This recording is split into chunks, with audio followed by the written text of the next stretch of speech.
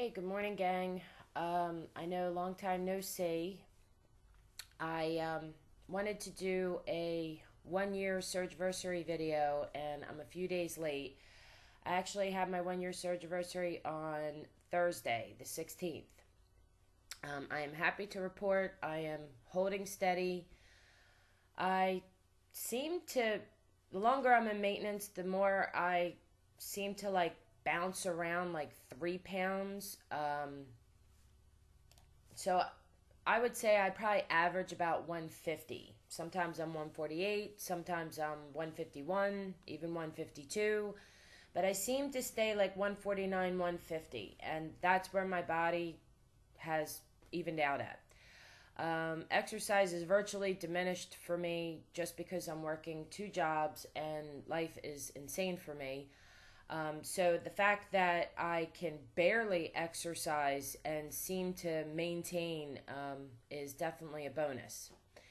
Um, this is where my body naturally wants to be, and I am going to let it do its thing. I'm not going to fight it. Couple of things I just wanted to talk about. I actually made a little list so I could remember what I wanted to talk about. Um, Being 1 year post op, I can't stress enough how important it is to have a support system in place. I was diagnosed with binge eating disorder, and I saw an eating disorder specialist for over a year. I began pre op, went through till I was about 10 months out, and then my insurance changed, and I lost coverage for my therapist. These financial times do not allow me the luxury to pay out of pocket, and I do not attend my surgeon support group. I have not been around YouTube. I don't even go on obesityhelp.com anymore. So any support I had is virtually gone. So I've been on my own with this, and what I'm seeing is it's very easy to lose your vigilance, and I have to catch myself all the time. Old habits really do die hard, and I just can't stress enough how important I think it is that you just have some kind of support system in place, some kind of accountability. These videos I always found held me accountable because I had to express what I was doing and how I was eating and whatever. So it's just a personal recommendation. If you can continue with your support, please do so. It becomes very difficult to try to just trek out in the world by yourself and continue at that level of intensity. Another thing is, and this is a direct result of not having much support, I've been a little naughty eating sugar. And I have definitely come to the conclusion I do not dump. I mean, I have pushed quite a few limits there, and yeah, I'm not a dumper.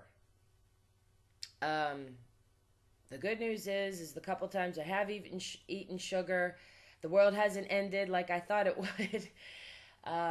So I just have to continue to remind myself moderation, moderation, moderation. Another thing I wanted to talk about was body dysmorphia. Um, I don't see 280 pounds in the mirror anymore, but I also don't see 150 pounds. It's kind of weird. Yeah, this is my body. It's always been my body for 36 years, but I still look in the mirror, and it's just going to take time to realize that this is me. And there are definitely flaws, but I see them as battle wounds and reminders of an old life I don't ever want to go back to. So I'm not looking to be a beauty model or, some beach babe. So I don't really care. Yeah, I got some excess skin. Yeah, there's some saggy rolls here or there, but I just don't personally trip on it. But I guess with the body dysmorphia, it's like you're just really getting to know yourself again. So just be kind to yourself, be patient with yourself.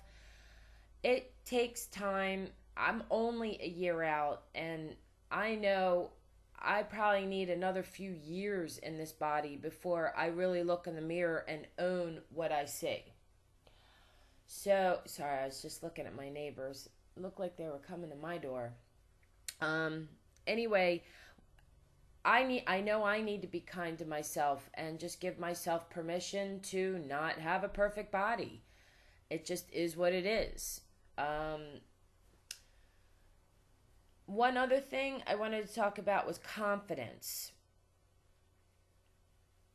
It's so strange that for me, when I was obese, I didn't feel like I deserved to be out in the real world. I thought I was ugly, disgusting, piggish. Um, for me to walk down the aisle at the grocery store, I was offending every other person that was in there. I had no right to be there. And here I lose 130 pounds and I still don't walk with the confidence that I thought I would. It's almost like I punish myself for ever getting that disgusting in the first place, because the people that knew me fat, that now know me thinner, they definitely treat me different. And I knew that was going to happen. I did my research pre-op. I knew that your relationships with people who knew you fat change when you lose weight.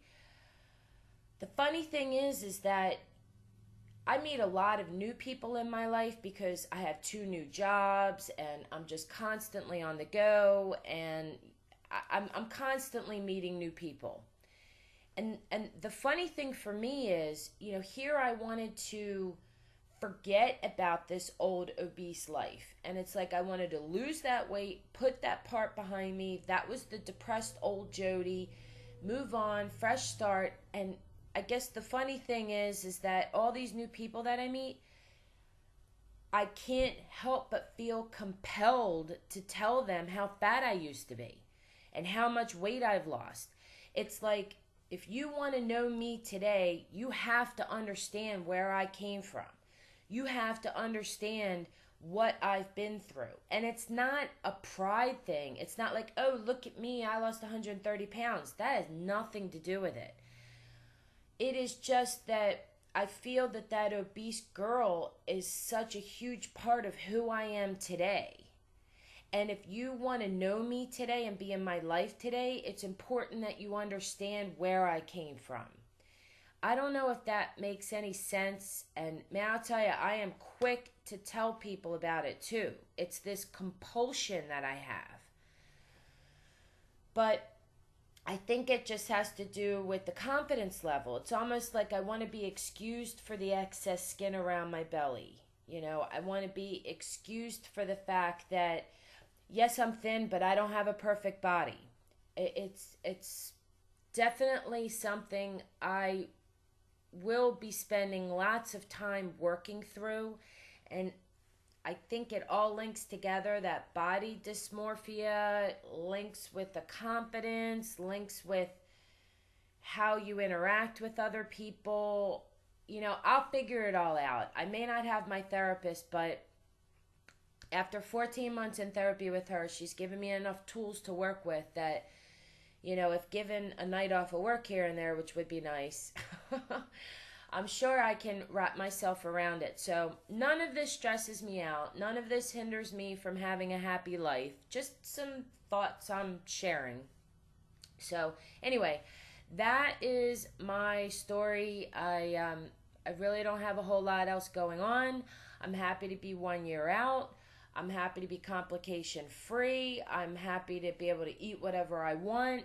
I'm happy to shop wherever I want. I couldn't be any more thrilled and thankful to be blessed with gastric bypass surgery. So good luck to everyone else out there. I hope everyone else is doing well. And I will just catch you all on the flip side.